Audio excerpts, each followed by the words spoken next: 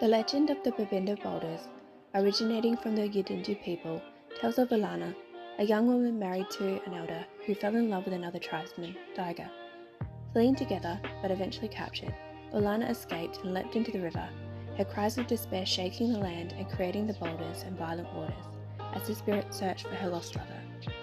Her legend is intertwined in area's treacherous currents, which some believe are the result of her spirit luring young men to their death.